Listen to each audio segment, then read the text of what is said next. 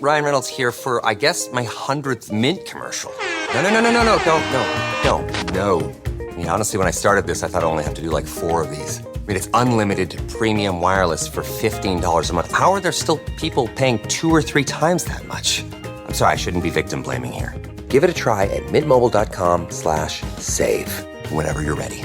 $45 upfront payment equivalent to $15 per month. New customers on first 3-month plan only. Taxes and fees extra. Speed slower above 40 gigabytes. See details. Selling a little or a lot? Shopify helps you do your thing, however you cha-ching. Shopify is the global commerce platform that helps you sell at every stage of your business. From the launch your own online shop stage to the first real life store stage, all the way to the did we just hit 1 million orders stage? Shopify's there to help you grow. Shopify helps you turn browsers into buyers with the internet's best converting checkout. 36% better on average compared to the other leading commerce platforms. Because businesses that grow, grow with Shopify. Get a $1 per month trial period at shopify.com/promo. Shopify.com/promo.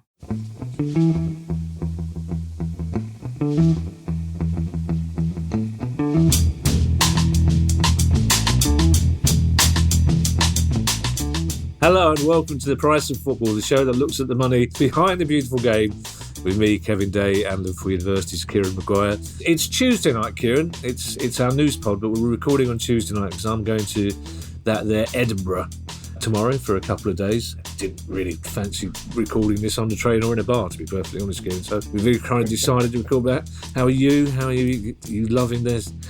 I imagine down on the south coast it's weather's really nice, Kieran, isn't it? It's been around about 30 today, I think. Yes, very warm indeed. Finley has decided to go and challenge the weather. when you're a white dog with black patches, you would think you would probably stay indoors, but no, he's going to take on all comers. Stretched out, loves it. Fair play to Finley. I like the idea of Finley shaking his paw like King Lear at the weather, just challenging the weather. That's very good. As I say, Kieran, it's Newsday. We're starting in France, Kieran. So if you listen carefully, you may just hear the sound of locals booing British gold medalists, or indeed throwing a bottle. Talk about lack of Olympic spirit. Oh, it was bad enough the Argentinian kids kicking their way through their first game, throwing a bottle at somebody who's beaten a French person. That's very much not in the Olympic spirit, especially when they flew the Olympic flag upside down on the first night. I mean, apparently Lady Gaga pushing a dancer into the river, that's in the French spirit, but throwing a bottle at somebody, that's... we shouldn't... Actually, it's too light-hearted a way to introduce a first story, Kieran, because a club, not just any club, but a traditional big French club, well, the worst has happened to them, basically, isn't it? Yes, we're talking about Bordeaux, who won the French top tier as recently as 2019. So, 5 years ago, they've gone into bankruptcy on the back of being threatened with relegation by the French football authorities for effectively financial misdemeanours. The club has struggled on and off the pitch for a variety of reasons.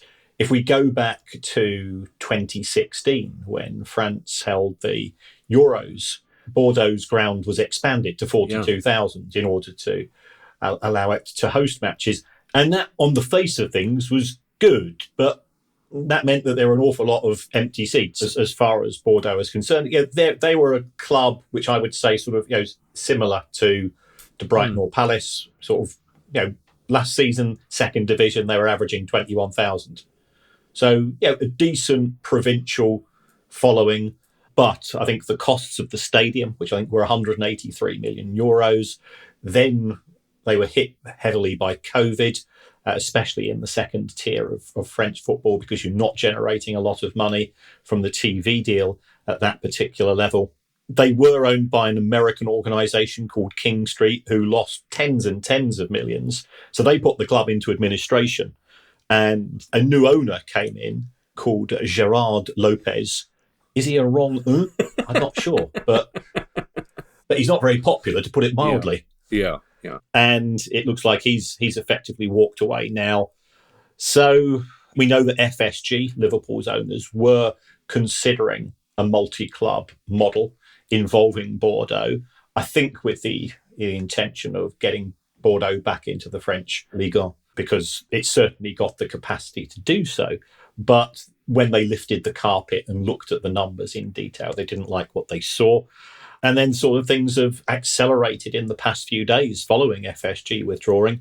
And they've effectively now been kicked out of French football. They've been sent down to the third tier, which is amateur as such. Players' contracts will therefore be cancelled because the capacity of Bordeaux to operate as a professional football club in France has been terminated. That does mean that there are potential bargains. There'll be some young players there and you look at the history of Bordeaux and the players that have come through at that club, they've got many stellar names historically. So it's a sad day. It doesn't matter whether it's in England, France, or elsewhere.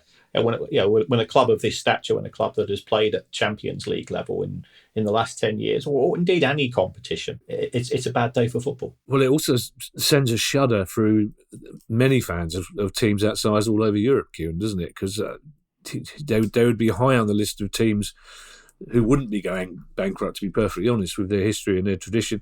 You mentioned bargains to be had, Kieran. I think a lot of people assume that when Fenway Sports Group were investigating the idea of taking over, that it looked like a bargain because the finances of the club were in a basket case. But clearly something was so bad that they thought they'd be taking over a proposition that even they, with all their money, couldn't turn around. That's right. And I think they would be looking to turn it around. I mean, certainly, if you take a look at FSG's experience at Liverpool, where they, again, acquired a club from Hicks and Gillett, which was in a position of significant distress. It had been very poorly run by Hicks and Gillett, and it itself was in danger at the time of bankers calling in loans and so on. And they've been spectacularly successful at Anfield. I know that there's sort of a mixed reaction, I think, amongst a section of the fan base, but from a business point of view, you've got to give them a lot of credit. I think the downsides in French football following the collapse of the TV deal and the fact that it's been renewed for half price, the loss of some of the superstars in French football, Mbappe's gone, Messi's gone, Neymar's gone, and so on. So the attractiveness to a watching audience, it isn't there to the same extent as before. All of this is combined, along with sort of the very much local issues which are impacting upon Bordeaux, the owner. The stadium was too big for the club, and that's always a concern. And we've seen this legacy issue arise not just in French football, but anybody that's followed Brazilian football following the World Cup in 2014, South African football in 2010, and so on. There are similar instances of white elephants. It would never happen in the UK, of course. We wouldn't build an Olympic stadium, which then has to be effectively sold for £1 because it's losing so much money. Do you know what you've chastened me there, Kieran? Because I was actually thinking, well, it wouldn't happen here, would it? We're too sensible, but quite clearly it has happened here. Someone's disaster, Kieran, is often somebody else's opportunity. Do we know who will be taking Bordeaux's place? Presumably there'll be a step up from all of the leagues, will there? Yes, so they've been replaced by Troyes. I have to apologise for my pronunciation, who are owned by the City Football Group, who themselves had been relegated. Looking at some of the comments from the fans of Troyes, they are there apologetically. They've said, we do not want to be in the second tier under these circumstances because we see the bigger picture. You want to be there on merit. And they've said, we will do our best to uphold the spirit of Bordeaux in the second tier next season. But it has been beneficial to them. I think the City Football Group had been coming in for an awful lot of criticism by the fans of Troyes for, in their mind, effectively abandoning the club and not putting in sufficient resources. But that's the nature of football fandom. If you see another part of the organisation doing spectacularly well, as we've seen with Manchester City, you'll be looking to scapegoat somebody or somewhere in that organisation. I think it's pronounced Trois, Kieran, but after your rather clever and splendid wrong joke earlier, I'm going to defer to you in French comedic pronunciations. You say that Kylian Mbappé has gone, but in a way, Kieran, he's kind of battered. Part of his heart is obviously still in France, and obviously a little toe or two maybe is still involved in French football. That's right. Kylian Mbappé has just acquired a majority stake, and you are absolutely right. It is Trois, the other club, in one which I'm about to mangle. Caen, Caen. Okay. Uh-huh. No, just Caen, Kieran, not Caen. Okay, this is the single one. There'll be, this is shocking. There'll be French scholars. What is this, the 70s, Kieran? Mr. Andrew, my French teacher, who will be very disappointed in me. Well, very disappointed indeed. Well, also, so will Ali, because I tut like anything when Paul Merson, when they can't be bothered to even phonetically write down some names for Paul Merson. And here we are going, is it Caen? I don't know. It's Caen. It is Caen, Kieran. It's Caen. So Caen, they've been a yo-yo club, a bit like West Brom or Bournemouth in terms of bouncing between the top and the second divisions of French football. It looks as if Mbappe's acquired around about 75-80% stake in the club for around about €20 million. Now that's a huge amount of money, but when you take a look at the loyalty fee he was given at PSG and the joining fee he's been given at Real Madrid, it is small potatoes as far as he is concerned. Why Caen? Well, it's because when he was a young man, it was a club that he was thinking of joining, and he probably would have joined had they not been relegated, and he wanted to play in the top tier of French football. And he is very much a proud Frenchman. You've only got to look at, and he's very statesmanlike as well. You only look at his comments during the course of the European Championships. He was prepared to put his head above the parapet, where most footballers prefer to keep very, very quiet. I think it says something about the state of modern football, Kieran, that you can utter a sentence in which a player receives a loyalty fee and a fee for joining another club immediately after. I presume if Mbappé was still at PSG, I presume he wouldn't be allowed to buy a majority stake in a French club, would he? Yeah, I guess there would be a conflict of interest there. We know when we've recently been discussing issues to do with Swindon Town that Gareth Barry would not have been allowed to be a direct owner of Swindon, even though it was in a different division. So I presume that those rules would also apply to French football. We spoke just a couple of weeks ago, Kieran, to fans of Inverness, Caledonian, Thistle. There's been a breakthrough, Kieran. There's been movement. Whether this is good movement or not, I've learned from recent experience not to second guess. Yeah, I'm a bit concerned. Cali announced that a company called 77, with the word 70 spelt in letters and the 7 as a number, so that's really down with the kids. 77 Ventures has, I think, put £30,000 into the club and has acquired a majority stake. And then I started to do a bit of investigation into 77 Ventures. It's a company which only has one director. And on the director's profile, he describes himself as entrepreneur. Now, I'm not even going to try to mangle that in French, but it's always a bit suspicious. It's a bit of, if you go on to Tinder or Grindr and somebody describes themselves as a bon viveur, it's that type of, I'm naturally very suspicious of this person. So I've looked at 77 Ventures accounts. That company is technically insolvent. So you've got a technically insolvent company putting money into a Scottish football club, which itself has been through some very stressful times. I then looked further into 77 Ventures finances, and it turns out that I think a couple of weeks before the takeover, they've taken out a mortgage. I'm going, well, how can they take out a mortgage when they themselves are insolvent? That doesn't make a lot of sense. And this is in respect of a company called, and I give you the one and only, Factor Tech Funding the Second Cell A1 PC, which is based in the offshore haven of Jersey. So, why not borrow from a normal bank? Why borrow from this mysterious, opaque organisation based on the Channel Islands? It just altogether makes me feel twitchy. Now, the reaction from Cali Thistle fans is, let's give this guy a chance. And I'm not saying don't give him a chance, but there's more red flags than when Ferrari win an F1 race, as far as I'm concerned. And it's not something that makes me feel overly comfortable. And it could be that they've actually got a lot of money from a new investor, and I'm being overly cautious. Yeah, when you hear names like Factor Tech Funding the Second, it's like Crufts. You think, well, what's his kennel name? Yes. Did you say £30,000 he's paid for this majority shareholding, Kieran? Yeah, that's the money that's been put in the bank by all accounts. So it could be that there's more money going to shareholders, but I've been told that there's been 30k has gone into the bank account to pay the bills. We've got a We're at the end of July, always a big month for many football teams because, and also in Scotland, they don't sell huge numbers of season tickets and they've got ongoing monthly commitments. So it could be that money was needed. But, following when we spoke to Andrew a few weeks ago, we sensed that there were reservations with regards to the club, and my reservations have not been eliminated following this news. Well, as we learned when we spoke to Andrew, Kieran, from the Inverness Caledonian Thistle pod, they weren't selling any season tickets because fans were voting with their wallet. But we also discussed what you thought would be a reasonable price to acquire Inverness Caledonian Thistle,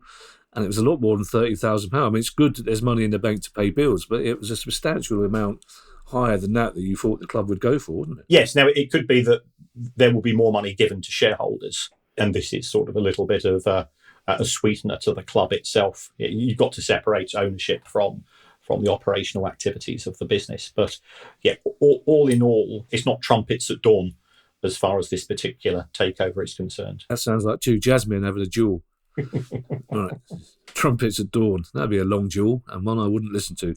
No. There's been some debate, Kieran, recently about whether Manchester United plan to renovate Old Trafford or move, and we have a major indication as to which direction they might be taking now.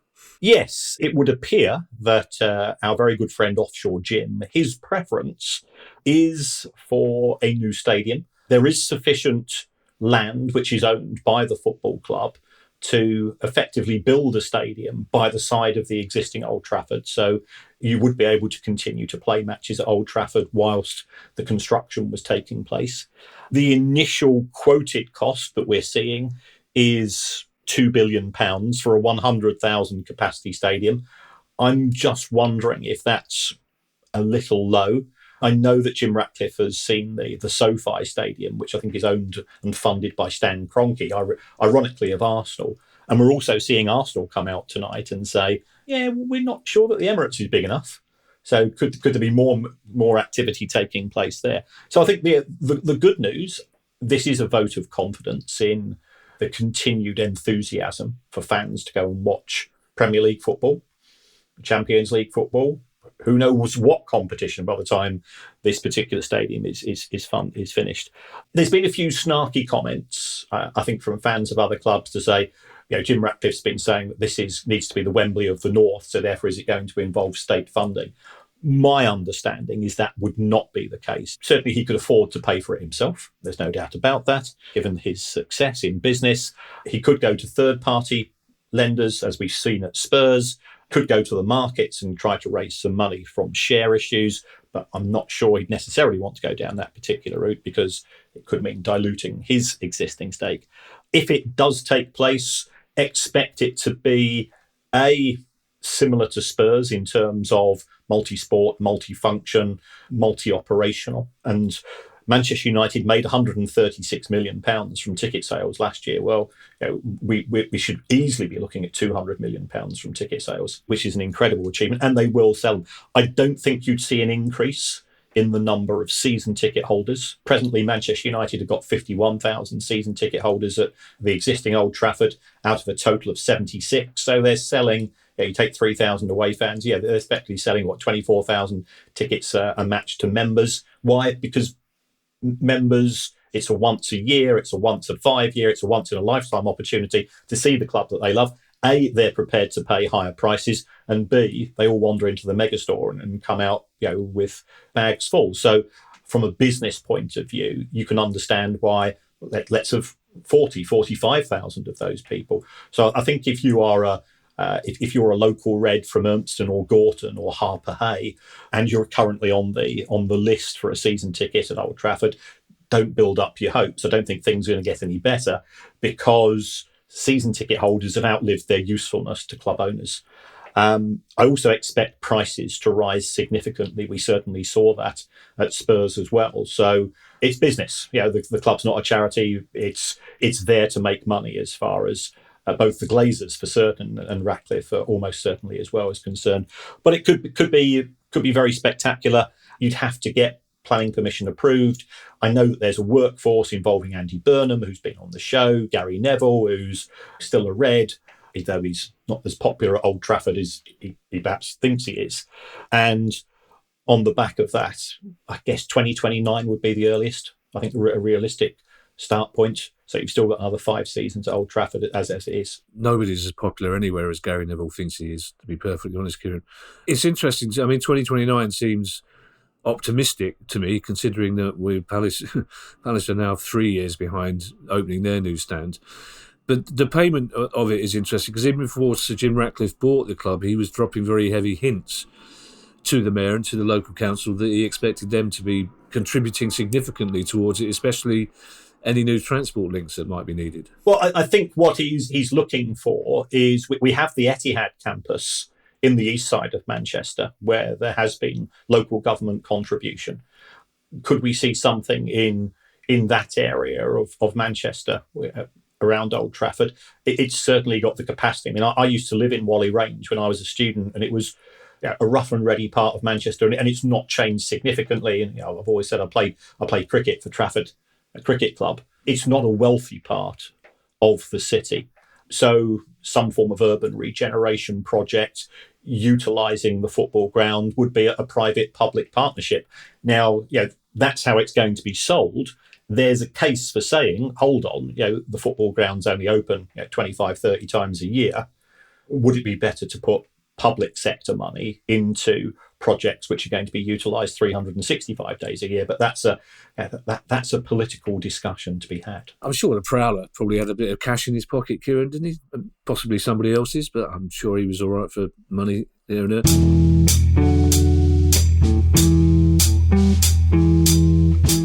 This is a paid advertisement from BetterHelp Therapy Online. What are your self-care non-negotiables? When your schedule is packed with kids' activities, big work projects and more, it's easy to let your priorities slip. Even when we know what makes us happy, it's hard to make time for it.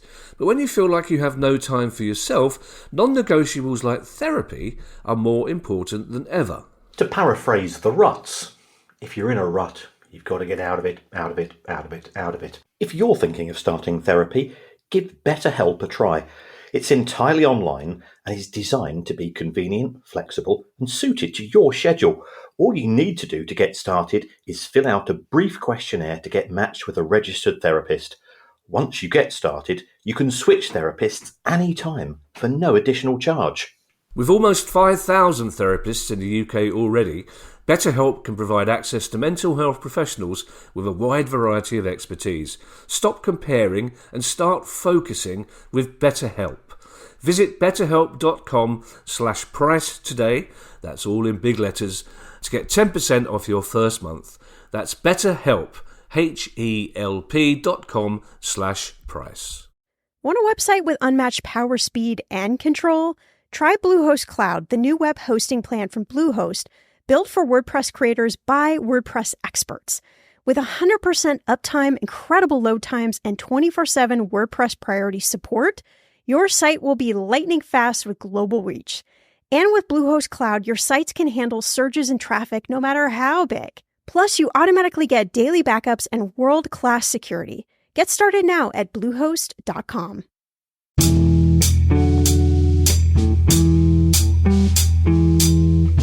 We've spoken a lot about Tottenham recently, Kieran, in terms of you considering them to be probably the most successful business as a club in the Premier League, and also in terms of you saying most football clubs are up for sale most of the time, probably not Tottenham, and yet here we are hearing that part of Tottenham is possibly up for sale. Yes. Joe Lewis, who was the owner of Tottenham, even though he's living in the Bahamas, but all of a sudden Tottenham have gone, no, I never heard of him, following his pleading guilty to insider dealing in the United States. He's got a trust which owns the majority of the shares. Daniel Levy owns a proportion of the shares as well. Yeah, I've said often that I think the biggest barrier to a takeover at Spurs is Daniel, because he's a micromanaging chairman, and a bit like Steve Parish, he's a real Spurs fan, just like Steve Parish is a real Palace fan, and he doesn't want to give up being chairman. That's the issue. So would I want to come into any business, spend £3.5 billion where the existing chairman says, yeah, you can have it all, but I continue. So what we are hearing, and this is sort of from sources, I can say no more than that, is Amanda Staveley, who has just left Newcastle.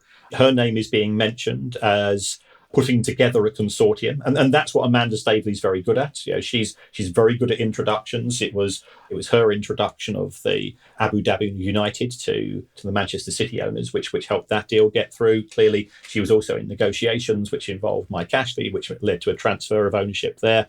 She has some money from her sale of Newcastle. I don't think it's as much money as some people are claiming, but she has access to money as well. So her name has certainly been mentioned. From what I understand, she is keen on Spurs for all of the positive reasons. And the figure that's being quoted is £3.75 billion. So that makes, 50% more than Chelsea. Chelsea went for 2.5 billion. And people are saying, well, hold on, why is that the case? Well, if you acquire Spurs, you don't have the stadium problems that you've got at Chelsea. You do have a club which has good control over costs, whereas Chelsea didn't and continues to fail to do so. So therefore, that price could be justified. And I can assure you that if she does want to be part of the consortium, there would be a long line of investors from both the Middle East and the United States willing to get involved. Is there any other business, Kieran?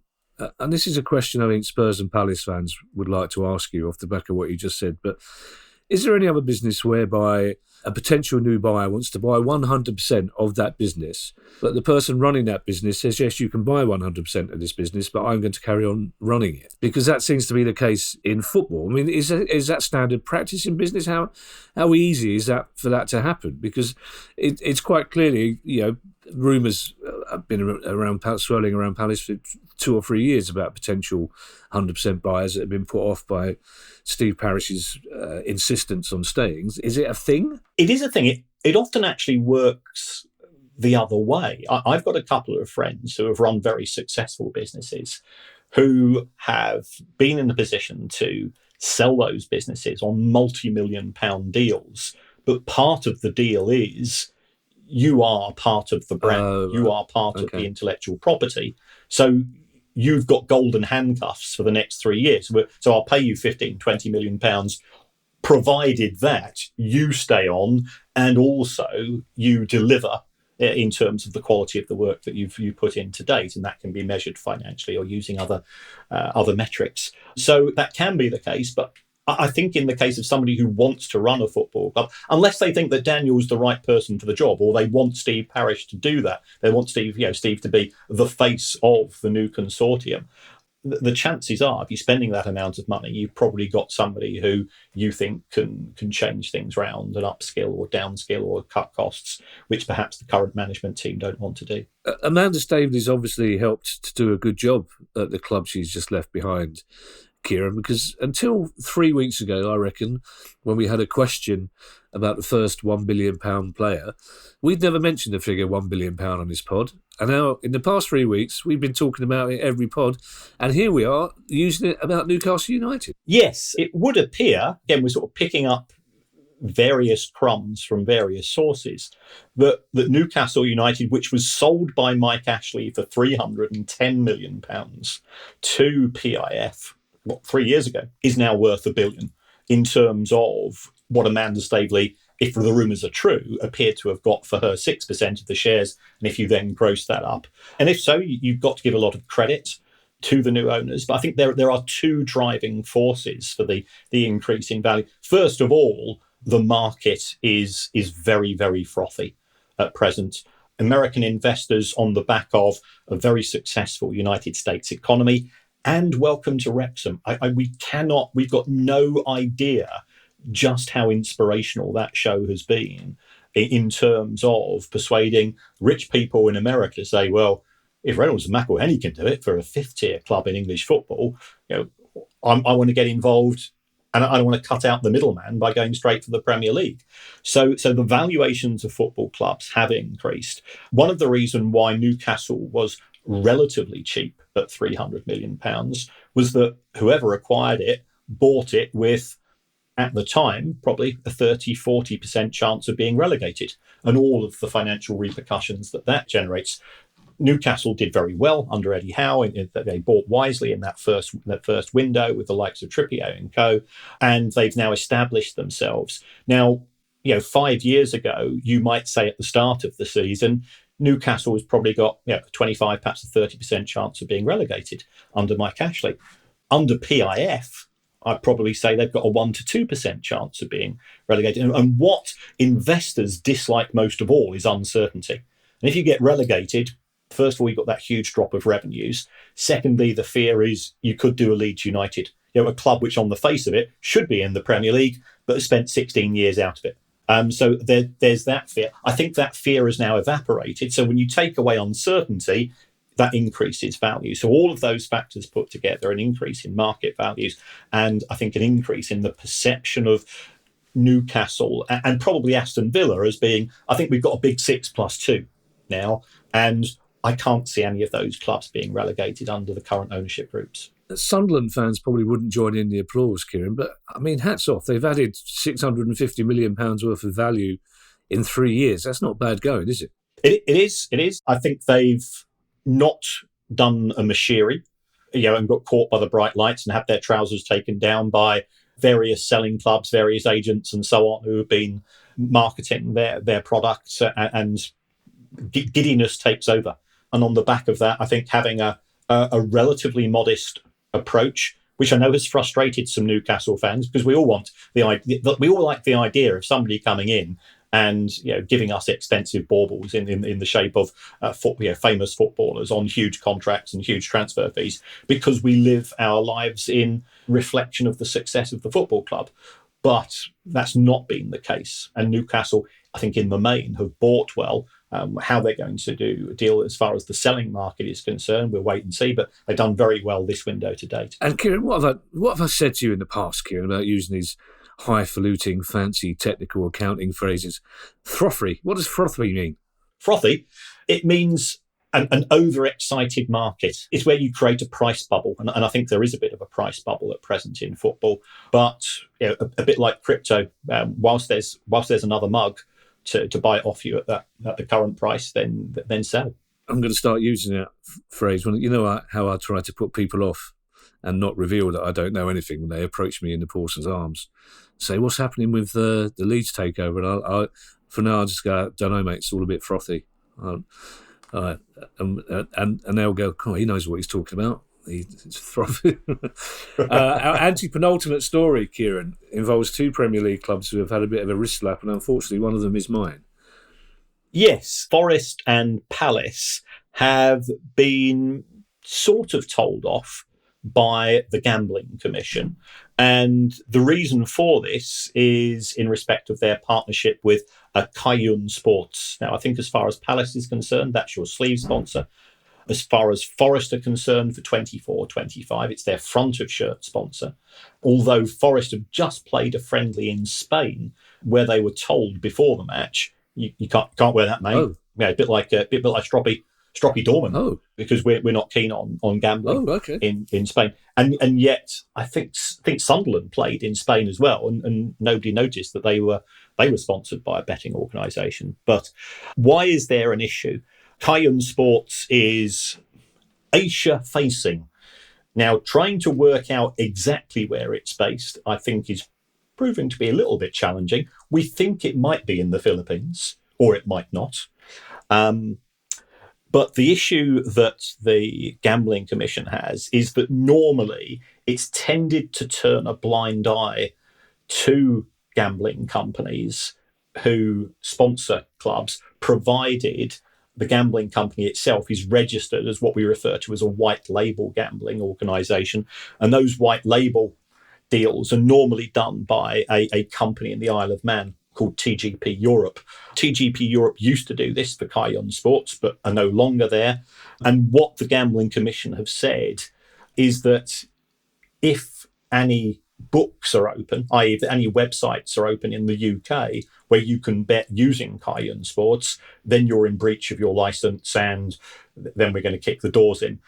Now, my understanding, I think it's a bit of a false flag, because we've seen quite a few of these gambling organisations. They set up a website at best, and they'll simply say, we're in the process of building a website, and once it's sorted, we'll allow you to gamble.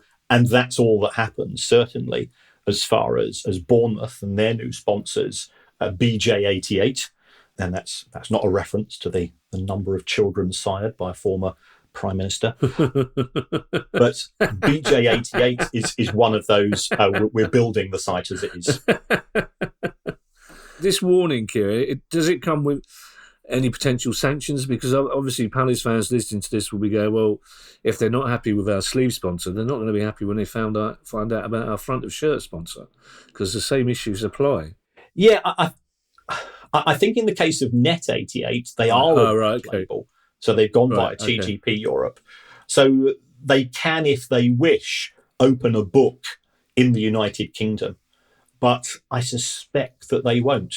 And who they are targeting is difficult to make out. And anybody that follows the investigative website Josimar, if you read some of the tales there in terms of the links that some of these gambling organisations are potentially have with other parties based in Asia, it doesn't read very well. And you often say you judge a person by the company he keeps, which is why I still hang out with the Prowler. Well, let's not be coy about this, Kieran. According to various Norwegian investigative websites, the people that hang out with Net88 are fans of cockfighting and soft porn, which is why there's some concern. But clearly, as you say, it's white label, it's legit.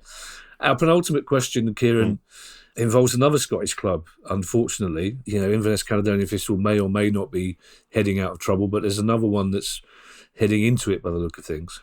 Yeah, this is a strange one. First of all, congratulations to Cove Rangers. It's your first appearance on the Price of Football. That's not necessarily a time for congratulating people, Kieran, as we've discovered, is it? Yeah, and I was in bed on Monday night at 11:30 p.m. and the equivalent of the backlight went on my iPad. I've got a special ping for emails from Company's House. I thought, blimey, that's a bit of a strange time. And I took a look at it, and it's Cove Rangers accounts. And I go, okay, I'll always have a look at them. And then I looked at them initially, and that looks quite good. They made a profit of £250,000, and then the more I looked, that profit looks as if they've just gone and valued a load of their players and claimed it as a profit, even though they've not sold the players. And I'm going, I'm pretty sure that's not in line with the rules as I understand them. And they've got £2 million worth of liabilities. I think they owe money for COVID loans. They owe money to the directors and so on. So my initial enthusiasm very quickly evaporated, and I'm trying to work out why they've done what they've done. I think that actually they've had a bad year and they're trying to disguise it. And as soon as you start to do that, the spidey senses start to kick in, and you do go, I wouldn't do that under normal circumstances, and I'm not quite sure what you're up to. Okay, well, that's one to keep an eye on. And obviously, if there are any Cove Rangers fans out there, or podcasts, or people from the club who want to get in touch with us and reassure us that all is well, or tell us that they're terrified, then just get in touch via producer guy, and of course we'd love to talk to you. Our final news story, Kieran, concerns the National League, which has kind of gone a bit rogue lately. They seem to be, you don't know where to take them, Kieran. Yeah, 1 minute you think, oh, this is nice, they're League 3, and the next minute they're getting all maverick and teenage. But they've announced a new long-term partnership. Yes, I mean, the National League has had a TV deal with TNT/BT Sport for quite a few years, and that has ceased. And talking to friends of mine who support National League clubs, they've been pretty pleased with the quality of the service. I think quite often there's been matches kicking off at sort of 5:15, 5:30 on a Saturday, and that was a slot that they seem to quite enjoy. But the new kids on the block, and this is a massive deal. It's taking us through 7 years. Is DAZN, and it's going to replace sort of what was offered by TNT, which was you got your TNT one. Okay, tonight it's Altrincham versus whoever it was going to be. Altrincham versus Chesterfield, say, from last season, and that has been replaced by a streaming service, and it looks as if DAZN are going to be able to offer you a bespoke National League pass for the season. Now, how much that's going to cost, we'll have to wait and see. I know that National League fans are very passionate about their teams, but sort of the pricing model, I think, will be intrigued to see, because it's purely for that product. And I think many of us, when we got our Sky Sports or our TNT Sports subscription, we say, actually, mate, just want the football. Now, I'm not interested in F1. I'm not interested in tennis. I'm not interested in golf, and so on. So I think this will be interesting because it's a first attempt at a dedicated football only channel, and it is National League. Although you can also buy, as part of your overall DAZN package, an overall sports product. Again, how much that's going to be, we're in the lap of the gods. And you say this is a 7-year deal? Yes. Wow. Yeah. So that's going to take us through to what 2031. So clearly, DAZN, they've got gaps in their roster. They feel that they can get reasonable viewing figures. But my slight concern is that I think they will probably be competing at the same time as 5:30 kickoffs in the Premier League. We also have the new EFL deal with Sky, which is kicking in from this season. And I know that today they, credit where it's due, Sky and the EFL have said these are all the matches that we have chosen all the way through to the third round of the FA Cup. So we know it's going to be inconveniencing you, but if you do want to go and see a match in November and you want to get your train tickets or your accommodation or plan that weekend, it's now taking place at 12:30 on the Saturday or 3 p.m. on the Sunday, or whenever it's going to be. So they have given fans a bit of notice. Not all fans will be happy. I absolutely understand that. But my concern with the DAZN product is, if you're a fan of Altrincham, if you're a fan of whoever it's going to be, Scunthorpe United, you're a fan of that club and you want to see them and them only, but you are going to have to sacrifice other products and other matches which are taking place at the same time. And if you're a dedicated fan, you'll probably be at the match anyway. And if you're not quite a dedicated fan and it's, City are playing Palace, or you've got Scunthorpe versus another club, then it becomes difficult to generate significant numbers of viewers. Where are DAZN based, Kieran? I think they are ultimately US, right, but they are very international and they are quite big in Europe. Well, because this is what it doesn't baffle me, and this is in no way a criticism of the National League or any of the clubs in it. But when you see DAZN's adverts, as you can't fail to do on, if you're watching Sky or TNT, they will come up. They seem to sell themselves as a kind of global sports brand, and this would seem to be a slightly parochial deal for a TV company that sells themselves as somebody where you can see, UFC or whatever it is from every part of the globe. Yeah, you're absolutely right. I think they're dipping their toe in the water. I suspect the amount of money that they're paying is not a great amount. The National League has been through a spectacular period of its history recently with the success of Wrexham. We've had Notts County go back. We've had Stockport go back. Chesterfield have just been promoted and so on.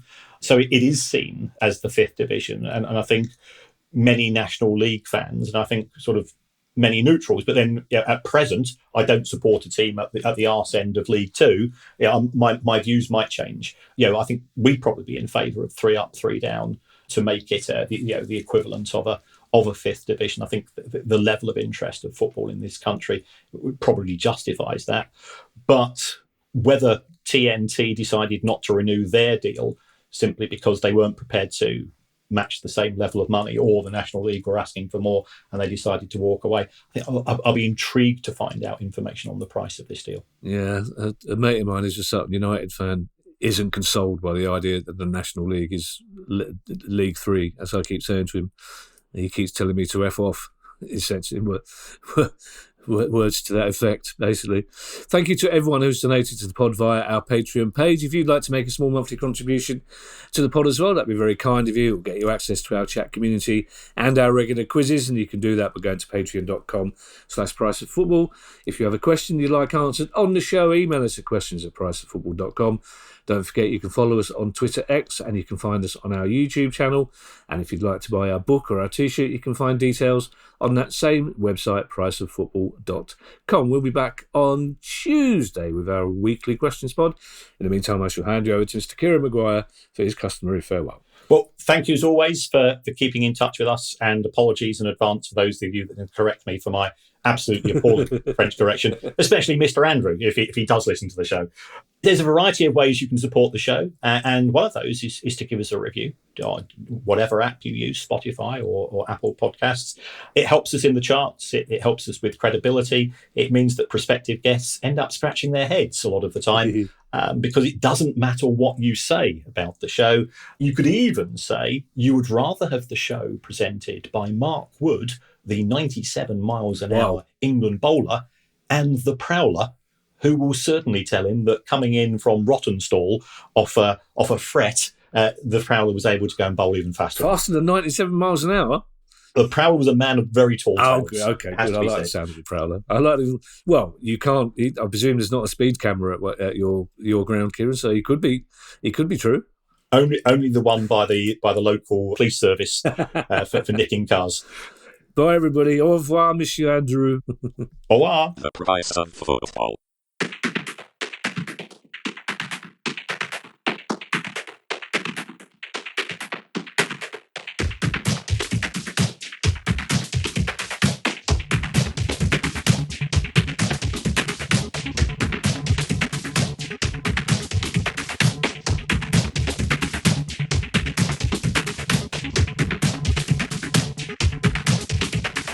The price of football.